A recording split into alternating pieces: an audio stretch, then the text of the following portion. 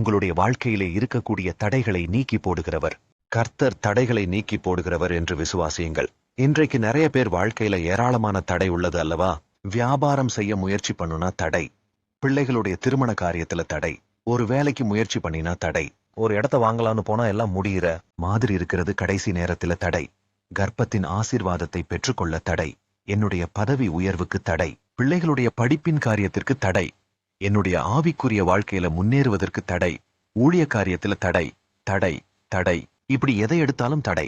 காரியம் வாய்க்க மாட்டேங்குது, தடையாகி போகிறது, நிறைவேற மாதிரி தெரியுது, தடை உண்டாக்கி விடுகிறது.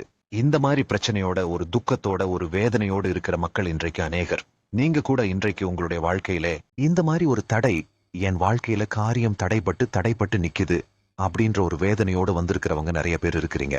அதனால் தேவனாகிய நான் உங்களை பார்த்து சொல்லுகிறேன், என் மகனே, என் மகளே, நான் தடைகளை நீக்கி போடுகிற கர்த்தர். இன்றைக்கு அந்த தடைகள் எல்லாம் விலகப் போகிறது. இதுவரை காணப்பட்ட தடைகள் எல்லாம் மாறப்போகிறது. இதுவரை காணப்பட்ட தடைகள் எல்லாம் வாய்க்கப் போகிறது. இதுவரை தடைப்பட்ட காரியங்கள் எல்லாம் மாறி இனி வாய்க்கப் போகிறது என்று கர்த்தராகிய நான் உங்களுக்கு வாக்கு கொடுக்கிறேன்.